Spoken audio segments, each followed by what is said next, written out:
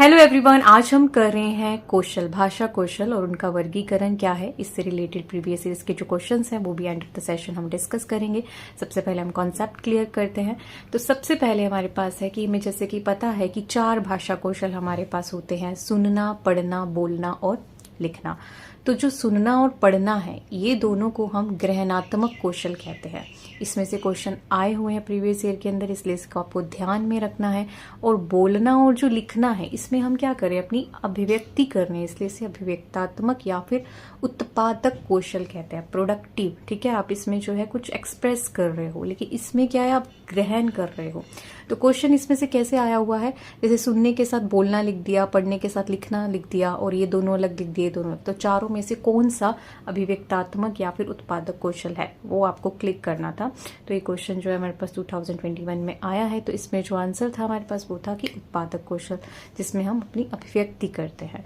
तो ये आपको ध्यान रखना है। इसको ज्यादा अगर समझने के लिए बस ये कि जब हम सुन रहे हैं तो हम ग्रहण कर रहे हैं, जब हम पढ़ रहे हैं तो ग्रहण कर रहे हैं, लेकिन जब आप लिख रहे हो तो अपने विचार लिख रहे हो, मतलब अभिव्यक्ति कर रहे हो। और जब आप बोल रहे हो तब भी अपने विचारों की अभिव्यक्ति कर रहे हो। ठीक है, तो आसान है, इसको याद रखना। नेक्स्ट देखते हैं। नेक्स्ट है हमारे पास भाषा कौशलों के संदर्भ में क्या क्या कथन सही हैं जो हमें याद रखने हैं। सबसे पहले जो भाषा कौशल है वो एक दूसरे से जुड़े हुए होते हैं पूरक रूप से। अब इस पे क्वेश्चन आया हुआ है जिसमें हमारे पास ऑप्शंस में इस तरह से था कि वो अंततः एक दूसरे से संबंधित होते हैं या फिर एक दूसरे पर प्रभाव डालते हैं। तो एक दूसरे पर प्रभाव नहीं डालते सिर्फ, लेकिन पूरी तरीके से जुड़े हुए ही हैं, मतलब साथ साथ चलते हैं। ठीक है, तो अंत मतलब संबंधित है, ये भी एक है, या फिर पूरक रूप से जुड़े हुए हैं।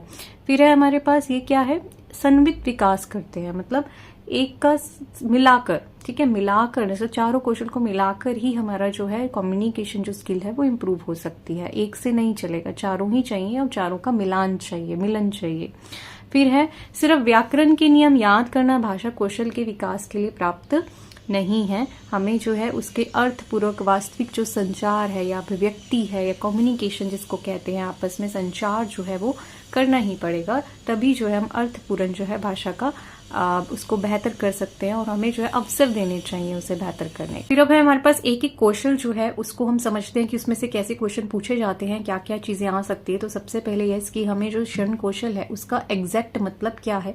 ऐसे ही सारे जो कौशल है, लिखन कौशल या वाक्य कौशल, मौन कौशल, या जो हम आगे जो उसके टाइप्स है वो करेंगे, उनमें से भी क्वेश्चन पूछे गए हैं, बारीक बारीक क्वेश्चन पूछे गए हैं। तो इसलिए हम इसको अच्छे से सारी स्लाइड्स को समझेंगे और फिर जो है क्वेश्चन जब आप देखेंगे प्रीवियस ईयर्स के, तब आपको पता चलेगा कि यस, ये छोटी छोटी चीजें भी पूछी जा सकती है।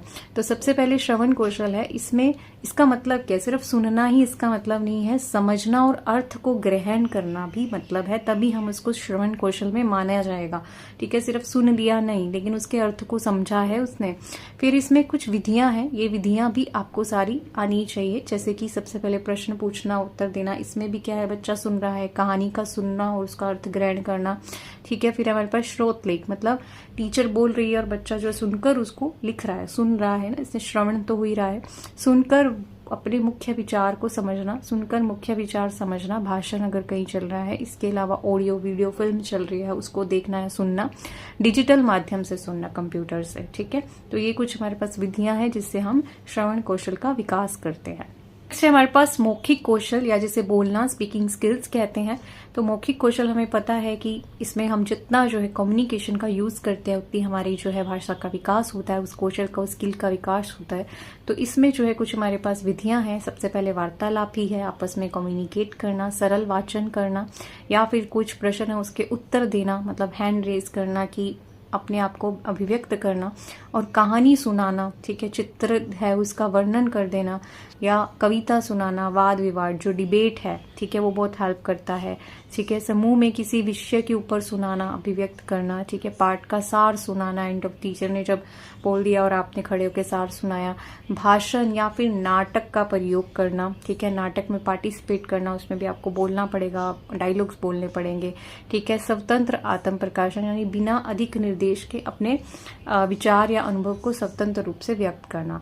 ठीक है, अब इसमें से क्वेश्चन किस तरह से आते हैं, इस तरह से आते हैं कि इनमें से कौन सा सबसे इंपॉर्टेंट है। देखो, सबसे इंपॉर्टेंट कौन सा, ही इंपॉर्टेंट है वैसे तो, लेकिन सबसे इंपॉर्टेंट की बात करें जिसमें आप जो है एक ग्रुप में हो, ठीक है, आप बहुत लोगों से अपने विचारों को व्यक्त कर रहे हो, आप जो है एक्टिव हो, अलर्ट हो, ज्यादा अवेयर हो, ज्यादा जो है आपको मेहनत करनी पड़ रही है या चीजों को अपने आप को व्यक्त करने की, वो एक तरह से बेस्ट वे होगा। जैसे कि इसमें सबसे बेस्ट है हमारे पास नाटक का प्रयोग, ठीक है। जैसे हम अपनी इंग्लिश पैडागोजी में भी सीखते हैं कि जब ड्रामा प्ले किया जाता है तो जो है उसको उसमें बहुत सारी चीजें करनी है, नॉट जस्ट उसे बोलना है, उसे जो है पढ़ना भी है अपने वाक्यों को कि क्या उसके डायलॉग्स हैं, फिर उसे अभिव्यक्त भी करना है ना, दूसरों का सुनना भी है। तो इसमें मल्टीपल स्किल्स आ रही है, तो जिसमें आपकी और स्किल्स भी ऐड हो रही है वो बेस्ट ऑप्शन होगा, ठीक है। तो यहाँ पे जो है बेस्ट क्या है हमारे पास, जैसे नाटक का प्रयोग। ऐसे अगर कोई और 4 दे रखे हैं और सेम से हैं, लग रहा है कि चारों में ही तो मतलब मौखिक हो रहा है,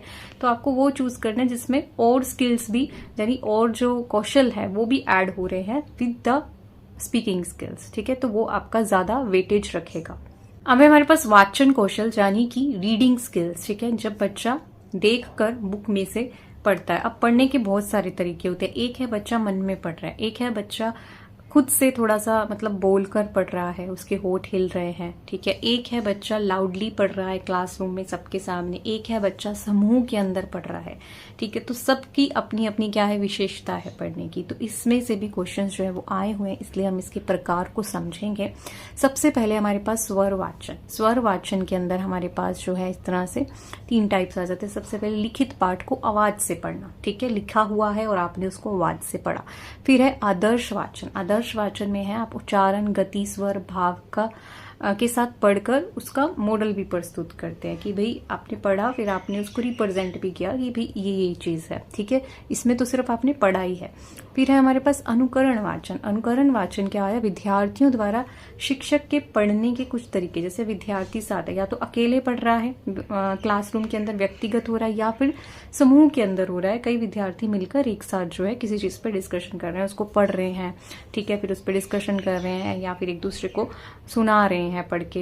एक जना पढ़ रहा है, दूसरे जो बुक में देख रहे हैं वो भी कि हाँ कि इस लाइन पढ़ रहा है। तो इस तरह से समूह में बात हो रही है। फिर है मौन वाचन। मौन वाचन के अंदर भी 3 तरह के आ जाते हैं। सबसे पहले मौन वाचन का अर्थ क्या है, बिना आवाज किए मन ही मन में अर्थ ग्रहण करना।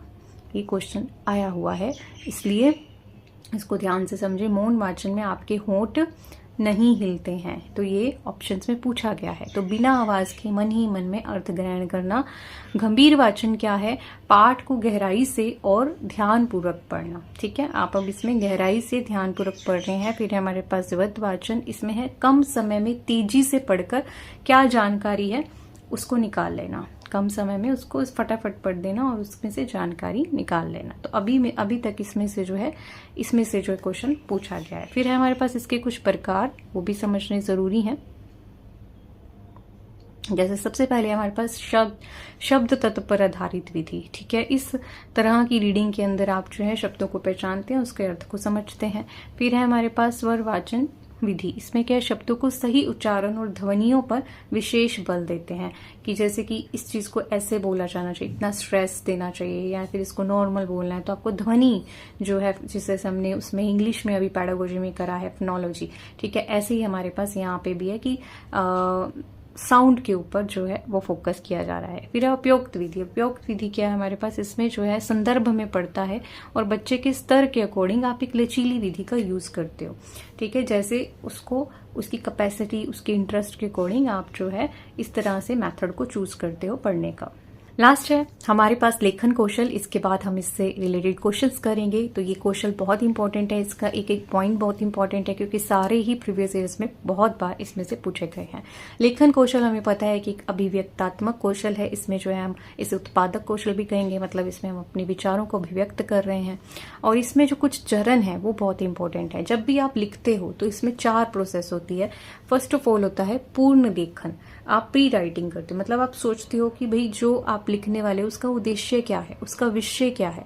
फिर जो है आप जो है प्रारूपण करते हो, ड्राफ्टिंग करते हो, कि मतलब उसका ढांचा देखते हो कि पहले मैं ये पॉइंट लिखूंगा, फिर इसको एक्सप्लेन करूंगा, फिर सेकंड पॉइंट ये बनाऊंगा, है ना। इस तरह से आप जो है उसका प्रारूपण करते हो। फिर संशोधन करते हो, रिवाइज करते हो कि क्या ऐड किया जा सकता है, क्या सब्ट्रैक्ट किया जा सकता है, क्या गलतियां हैं, क्या सुधारा जा सकता है, क्या और करना है, तो वो संशोधन किया जाता है। फिर हम उसका संपादन करते हैं, मतलब उसे एडिट करते हैं और उन चीजों को करेक्ट करते हैं। तो ये 4 जो हैं इसी सीरीज के अंदर ही चलेंगे, ठीक है। फर्स्ट ये, सेकंड ये, थर्ड ये, फोर्थ ये। अब क्वेश्चन कैसे आता है, उल्टा पुल्टा करके आ जाता है कि सबसे पहले कौन सी विधि इंपॉर्टेंट है, सेकंड कौन सी है, थर्ड कौन सी है, फोर्थ कौन सी है। तो ये बस ऑप्शन जो है हेर फेर कर देते हैं और आपको राइट जो सीरीज है, राइट जो क्रम है उसको चूज करना होता है, ठीक है। फिर नेक्स्ट है हमारे पास इसकी कुछ विधियां हैं, लेखन की विधियां। सबसे पहले है मास्टरी विधि। इसमें जो है आप अपनी इंद्रियों का यूज कर रहे हो, हाथों का, कानों का, नाकों, मतलब सारे आपके 5 इंद्रियां लिखने में लगती हैं, इसलिए कहते हैं लेखन कौशल बहुत इंपॉर्टेंट होता है, क्योंकि आप बहुत कॉन्सेंट्रेटेड होते हो, क्योंकि आपकी सारी इंद्रियां उसमें लगी होती है। तो इसको हम मास्टरी विधि कहते हैं। फिर रूपरेखा या फिर ड्राफ्ट विधि, इसमें जो है आप रूपरेखा या ड्राफ्ट बनाकर लिखते हो। स्वतंत्र अनुकरण विधि, इसमें आप मॉडल या नमूना देखकर जो है कोई आपको चित्रण दे दे उसके ऊपर आप लिखते हो। फिर जट कारक विधि, इसमें स्पेशली वर्णमाला को हम इम्प्रूव करने के लिए योजनाबद्ध जो है अभ्यास करते हैं, ठीक है। स्पेशली अपनी राइटिंग को इम्प्रूव करने के लिए या फिर अपनी जो मात्राएं हैं उनको इम्प्रूव करने के लिए इसमें जो है हम योजनाबद्ध, मतलब इसमें प्लानिंग के साथ कि हम इस चीज के लिए ये चीज लिख रहे हैं ताकि हमारी ये चीज इम्प्रूव हो। तो इसे कौन सा बोलेंगे, जट कारक जो विधि है इसको बोला जाएगा। तो इसमें जो है इतना ही इस चैप्टर में। अब इससे रिलेटेड जितने भी प्रीवियस ईयर्स में क्वेश्चंस आए हैं वो हम डिस्कस करते हैं। तो सबसे पहला क्वेश्चन है हमारे पास जो कि सीटेट दिसंबर 2019 में आया हुआ है कि भाषा कौशलों के संबंध में कौन सा कथन सही है। सही भाषाई कौशल पाठ्य पुस्तक से ही विकसित होते हैं। कोई भी भाषाई कौशल अंत संबंधित नहीं है। सभी भाषाई कौशल अंततः संबंधित है और सभी भाषाई कौशल स्वयं ही विकसित होते हैं। तो हमने पढ़ा है अभी कि आपस में क्या होते हैं, कनेक्टेड होते हैं, पूर्ण रूप से जुड़े हुए होते हैं, मतलब अंततः संबंधित होते हैं। तो सभी भाषा कौशल क्या होते हैं, संबंधित होते हैं। ऑप्शन नंबर सी इसका राइट आंसर होगा। नेक्स्ट है हमारे पास निम्नलिखित में से कौन सा भाषा कौशल के शिक्षण हेतु सबसे उपयुक्त गतिविधि है, ठीक है। इनमें से जैसे हमने भी पढ़ा था कि सारी ही भाषा कौशल के लिए, लेकिन सबसे उपयुक्त विधि कौन सी कहेंगे हम, जिसमें चारों का ही यूज हो रहा हो। कविता वाचन, कक्षा में नाटक करना, वाद विवाद प्रतियोगिता करना या फिर भाषण प्रतियोगिता का आयोजन करना। हाँ, तो इसमें जो बेस्ट अगर हम निकाले तो बेस्ट जो है वो क्या है, ड्रामा प्ले करना, ठीक है। तो ऑप्शन नंबर बी इसका राइट आंसर होगा। नेक्स्ट क्वेश्चन देखते हैं।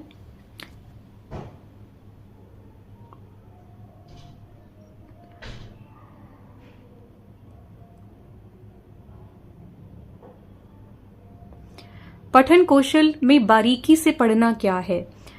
ये क्वेश्चन जो है हमारे पास दिसंबर 2021 में आया हुआ है। भाषा के चारों कौशलों के अध्ययन के लिए प्रयोग की जाने वाली युक्ति है, या फिर किसी पाठ्य सामग्री का सारांश करना या उसके मुख्य विचार को प्राप्त करना, किसी पाठ्य सामग्री में विशिष्ट तथ्यों या सूचना को ढूंढने के लिए प्रयोग की गई गठन जो है प्रविधि है, या फिर पाठ्य सामग्री के प्रत्येक अनुच्छेदन के अंतिम वाक्य को पढ़ना है। पठन कौशल को बारीकी से पढ़ना क्या है, आप गैस करेंगे और इसका आंसर आप देंगे कमेंट बॉक्स में कि आपको कौन सा इसमें से बेस्ट लगता है कि बारीकी से पढ़ना हम किसे कहेंगे। नेक्स्ट क्वेश्चन देखते हैं। भाषा के विभिन्न कौशलों को डैश रूप में पढ़ने की अनुशंसा की जाती है। भाषा के जो विभिन्न कौशल हैं उसे हम क्रमिक रूप में पढ़ें या फिर एकीकृत रूप में पढ़ें, उच्च या निम्न रूप में पढ़ें। मतलब कि सबसे पहले हमारे पास क्या होता है, रीडिंग होती है, ठीक है, लिसनिंग होती है, फिर बोलना होता है, फिर रीडिंग होता है, फिर राइटिंग होता है। हम LSR इस तरह से लिखते हैं ना, SLSRW, तो ये क्रम है। तो इसी तरह से ही पढ़ना चाहिए, या कोई भी कैसे भी पढ़ लो, या फिर पीछे से स्टार्ट करना चाहिए, या फिर एकीकृत करके करना चाहिए। तो हमने पढ़ा ही है कि सेकेंड स्लाइड के अंदर हमने पढ़ा है कि अगर हम भाषा को अच्छे से प्रयोग करना चाहते हैं तो हमें उसे क्या करना पड़ेगा, मिलान करना पड़ेगा, संवित जो विधि है उसका यूज करना पड़ेगा। उसका मतलब क्या है, उसे एकीकृत करना पड़ेगा। और इंग्लिश पैडागोजी में हमने इसको वर्ड में यूज किया था, इलेक्टिक विधि का यूज करना पड़ेगा, जिसमें बहुत सारी जो विधियां हैं या कौशल हैं उसका हम एक साथ यूज करते हैं। नेक्स्ट क्वेश्चन है हमारे पास, लेखन की प्रक्रिया उपागम में क्या क्रम सम्मिलित है। तो अभी हमने इसको स्लाइड में किया ही है लेखन वाले में कि लेखन जब आप करते हो तो सबसे पहले आप क्या करते हो, उसका प्रारूपण करते हो या मानस मंथन करते हो या संपादन करते हो या उसे दोहराते हो। तो हमने जैसे कि पढ़ा ही है, ये क्वेश्चन जो है सीटेट जनवरी 2022 में आया हुआ है। हम सबसे पहले क्या करते हैं, पहले हम मंथन करते हैं ना कि भाई लिखना क्या है। ओके, फिर हम क्या करते हैं, जैसे कि उसके अंदर क्या कहते हैं राइटिंग था, ऐसे यानी कि पहले लिखने से पहले, यानी कि उसका मंथन करना ही उसका मतलब था। फिर जो है हम क्या करते हैं, उसका ढांचा ड्राफ्टिंग तैयार करते हैं, जिसे हमने क्या बोला था, प्रारूपण करते हैं। फिर हम दोहराते हैं, देखते हैं, रिवाइज करते हैं कि भाई कुछ गलत तो नहीं है, या उसको करेक्ट करते हैं। फिर हम उसका संपादन करते हैं। तो पहले हमारे पास ऑप्शन नंबर बी आ रहा है, फिर ए आ रहा है, फिर डी आ रहा है और फिर सी आ रहा है। तो ये क्रम जो है कौन सा ऑप्शन में है, तो अगर आप ध्यान से देखें तो ऑप्शन नंबर बी इसका राइट आंसर होगा। नेक्स्ट क्वेश्चन देखते हैं। एक अध्यापक कक्षा 8 के विद्यार्थियों को 10 वाक्यों का एक अनुच्छेद पढ़कर सुनाती है और उन्हें ध्यान से सुनने के लिए कहती है। ठीक है, शिक्षार्थियों से कहा जाता है कि वे श्रवण के आधार पर एक अनुच्छेद को पुनः लिखें। ठीक है, उसको पढ़ के सुनाती है और वो उसके सार को, उसके अर्थ को समझे और दोबारा से उसके ऊपर जो है अपने विचार लिखें। अनुच्छेदन में आए शब्दों और वाक्यों को उसी तरह से लिखने की जरूरत नहीं है, आप अपनी तरफ से अभिव्यक्ति कर सकते हो, अपना एडिशन कर सकते हो विचारों का, लेकिन अर्थ चेंज नहीं होना चाहिए। उन्हें अनुच्छेदन के अर्थ को ध्यान में रखना है। ठीक है, इस गतिविधि को आप क्या कहेंगे, अनुच्छेदन स्रोत लेखन, पारस्परिक स्रोत लेखन, वाक्य द्वारा स्रोत लेखन, या फिर व्याकरण अनुशोध लेखन कहेंगे। तो इसमें श्रोताओं ने क्या किया, पहले सुना ना, फिर उसका अनुच्छेदन जो है उसको दोबारा से लिखा। तो इसमें क्या है, दोनों वर्ड्स कहाँ आ रहे हैं, अनुच्छेदन स्रोत लेखन। ठीक है, तो ऑप्शन नंबर ए इसका राइट आंसर होगा। नेक्स्ट है, भाषा अधिगम के आधारभूत कौशलों पर अधिकार प्राप्त करने के लिए बच्चों को वाक्य के किस तरह के नमूने सीखने चाहिए और वे क्या कहलाते हैं। ठीक है, उसे अगर बच्चों को भाषा अधिगम है, ठीक है, भाषा अर्जन नहीं है। अर्जन के अंदर हम क्या करते हैं, रैंडमली, इनफॉर्मली कुछ भी हम इमिटेट करते हैं या कुछ भी उठा लेते हैं, लेकिन अधिगम में क्या है, एक प्रक्रिया है जिसको हम फॉलो करते हैं। तो अगर उसको सीखना है उस तरीके से, एक प्रोफेशनल वे से सीखना है, तो क्या किया जाएगा, तो उसके अंदर हमें पता है कि हमें स्ट्रक्चर को याद करना बहुत इंपॉर्टेंट होता है कि पहले क्या आएगा, सब्जेक्ट आएगा या ऑब्जेक्ट आएगा, वर्ब आएगी। तो इस तरह से हमारा एक स्ट्रक्चर होता है, तो उसको हिंदी में क्या बोलते हैं, संरचना। ठीक है, तो संरचना का होना बहुत जरूरी है। तो ऑप्शन नंबर सी इसका राइट आंसर होगा। लास्ट क्वेश्चन है हमारे पास, निम्नलिखित में से कौन सा भाषाई कौशल अभिव्यक्ति से संबंधित है। तो इसका आंसर भी आप कमेंट बॉक्स में लिखेंगे, क्योंकि हमने इसका ऊपर पूरी एक स्लाइड करी है। तो होप सो ये सेशन आपको अच्छा लगा हो और बेनिफिशियल रहे। अगर आपको अच्छा लग रहा है तो आप लाइक, सब्सक्राइब एंड शेयर कर सकते हो। Thank you so much for watching. Stay blessed, stay happy.